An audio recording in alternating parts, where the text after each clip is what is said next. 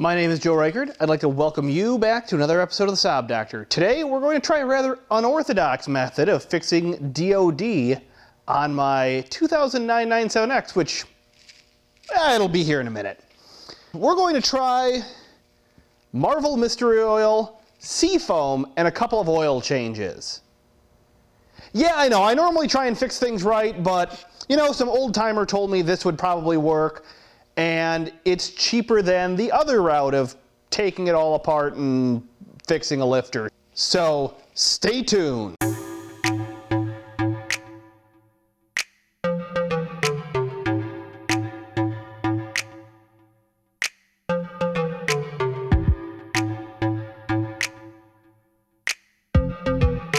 All right, so now let me give you the quick rundown of events that happened with this 9.7.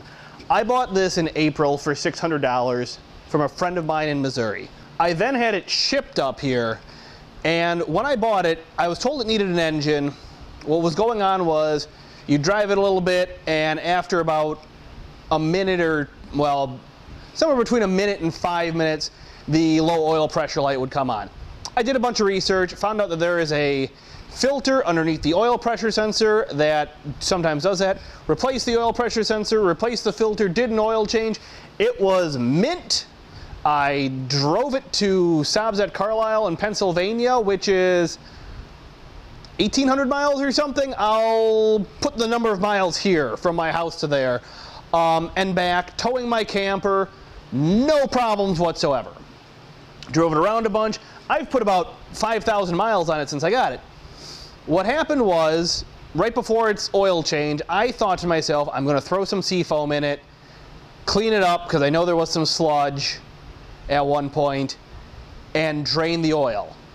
My synopsis of what happened is, I put the Seafoam in it, a bunch of sludge went to one of the DOD lifters and made it stop working, because now when you start it up, it's got a bit of a tick, a misfire on cylinder number 6. I've replaced the plug, swap the coil, replace the wires. It's none of that. So then I was talking to a few people, and an old timer I know who's worked on cars much longer than I've been alive said, you know something? I've dealt with this before. What I'd recommend is draining the oil, throwing some conventional oil in, and yes, I know it's conventional and it's super tech, but relax, it's not going to stay in forever. When I do that, changing the filter, adding Seafoam and Marvel Mystery Oil. Taking it, starting it up, letting it get up to temperature at idle, then draining it again, refilling it with more conventional with a new filter again, and then putting in just some Marvel Mystery Oil and seeing what happens. I'm filming it because, you know, what's the worst that could happen? It don't work. So let's get to draining the oil and getting it handled. We'll see what happens. And there she is, the mighty, broken 5.3 liter V8 with DOD. One of the many things I love about the 9.7 is the ability to actually get under it without jacking it up. So, grab my 15 mil, block all of the light. There we go.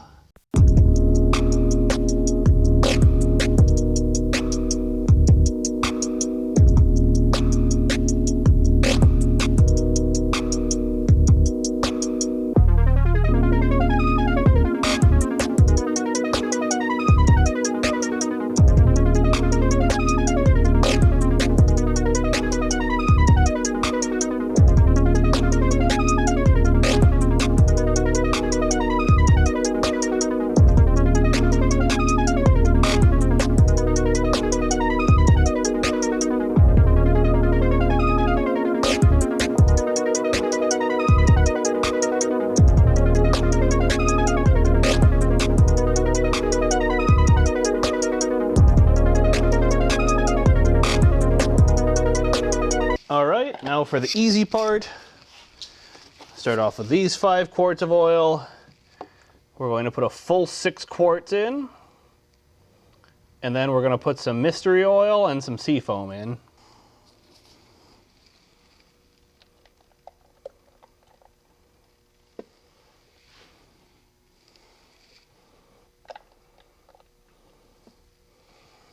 All right, Seafoam says add crankcase oil, blah, blah, blah. 1 ounce for each quart of oil, so 6 ounces, and this is a 16-ounce bottle.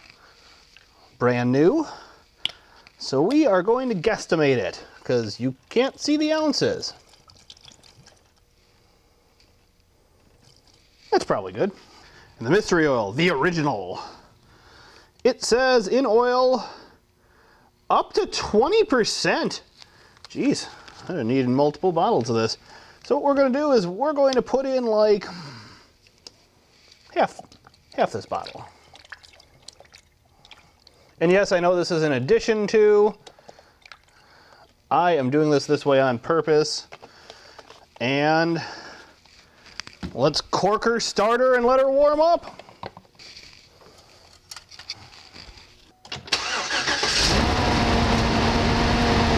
So now what we're going to do is we're going to let her warm up to temperature and see what happens. Okay, so right now the check engine light is still on. It was on when I started it up. I don't think it's actually going to do anything yet because you take it, you put it in drive, and that's when it starts flashing when it's under load, and you can feel it. So I don't know if this is going to work or not, but we are certainly giving it a shot. You got to give it the old college try, see if this old timer was right. And when you read the codes, this is my iCar soft scanner. There's a current for cylinder 6. There's a pending for cylinder 6 misfire. And there's a permanent for cylinder 6 misfire. So it's definitely misfiring. And you can see that it's still flashing, even if we give it a little gas. It actually don't sound that bad. Like, it's not making any noise, but that doesn't mean that it's not destroying things right now. So what we're waiting for is we're just going to wait for temperature gauge to reach a normal-ish temperature. It doesn't have to be exactly normal, but we're going to give it a shot. Okay, so at this point we're just going to kind of let it warm up, get up to temperature, see what happens. I am not feeling that this is going to work so well at this point, but I'll say this, the check engine light is definitely flashing less, so that's a plus. So the plan is going to be, if this don't work, I'm not going to fix this right away, but I'm going to need to order either lifters to fix the DOD lifters, or just delete DOD altogether with a new cam, lifters, buckets, the whole thing. So we'll see what happens. I'm still crossing my fingers. We're getting up to temp slowly, and it seems to be better or something. That might just be my positivity, though. I might just be being overly positive. So, oh, yep, check engine light just started flashing again at idle this time. That's a new one. So, yeah, I'm probably being overly positive, but, you know, I had to give it a shot. It was 60 bucks. What's the worst that could happen? If it's got a stuck lifter, it just keeps being stuck and doing bad things. So, we'll see. We're going to let her keep warming up and then drain the oil. So before I do the oil change, I'm actually going to say that there was a quick plot twist. What I did was I took the 9.7, I shut it off, I cleared the codes, I started it back up, and it started doing two things. Running better, no check engine light, no flashing check engine light. Wait, that's three things. Anyways, I'm going to change the oil again. We're going to see what happens.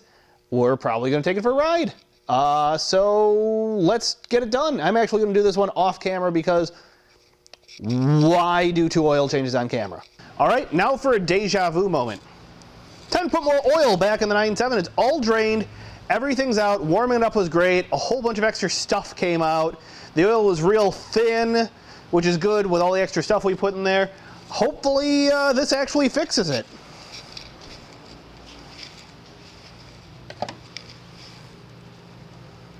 Marvel Mystery Oil. Right now it's unleashing engine power and helping extend peak performance. So I just realized something. Once I put the oil cap on, this is the moment of truth. Was the old timer right? Or did I just waste $60? Let's find out. It seems to be running good. I need to put a little bit of air in the tires because it's been sitting for like 6-ish months, and then we're going to take it on a drive. All right, well, we're going to try driving her a little bit and see if that goes away. I was told it might take up to 100 miles for this to actually work, clear everything out. So, we'll see what happens. Hopefully, after a few miles, that starts going away. See if Marvel Mystery Oil truly is a mystery.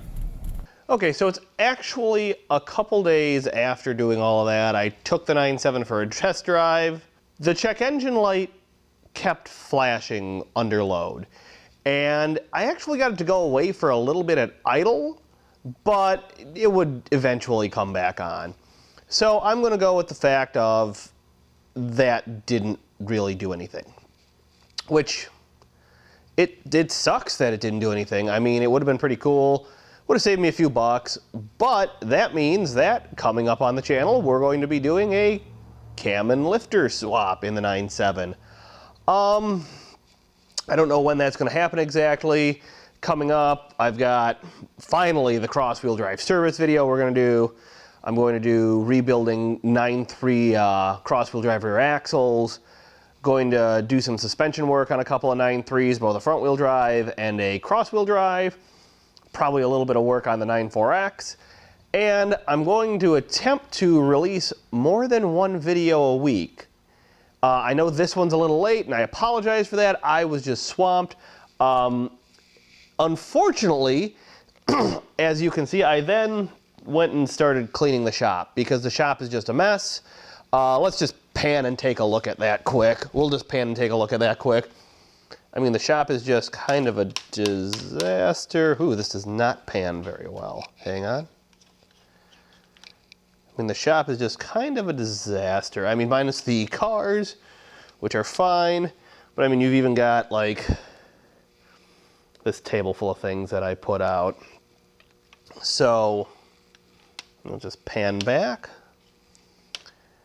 I was just trying to get this workbench actually all set up, and it's getting a lot closer. Need to bolt down the grinder, need to bolt down the drill press, put a vise on it, and then that'll pretty much be set up. The other thing I'm curious about is, let me know in the comments below, is the lighting better now? I took and I added 3 more LED lights here, so now there's a total of 6 instead of 3. The rest of the shop I need to do lighting on yet. It has a bunch of these old 8-foot fluorescent bulbs, and they just really don't work very well. They don't put out a ton of light. So I'm going to be updating that in the near future too. So hopefully the next video I'm going to put out will be actually fixing the 9.4X, because since I'm going to be doing the front wheel drive and the cross wheel drive, the front wheel drive 9.3 is my sister-in-law's car, and she's going to end up borrowing probably my NG 9.5. And the cross-wheel drive 9.3 is my wife's car, so she's probably going to drive the 9.4X. I was hoping the 9.7 was running, so one of them could take that instead, because I really didn't want to put the 9.4X out in winter again. I wanted to let it sit, but I guess we're going to be putting some miles on. It's been really mild this winter anyways, and to be quite honest, the 9.4 has pretty much been sitting for a year. I really haven't driven it that much. It's, you know, ever since we moved out here, it's just kind of been sitting. I've been just beating on the ML and putting miles there. So if you're wondering what I'm doing to the shop, obviously I said some organizing, and I'm also doing some remodeling, I guess we'd call it.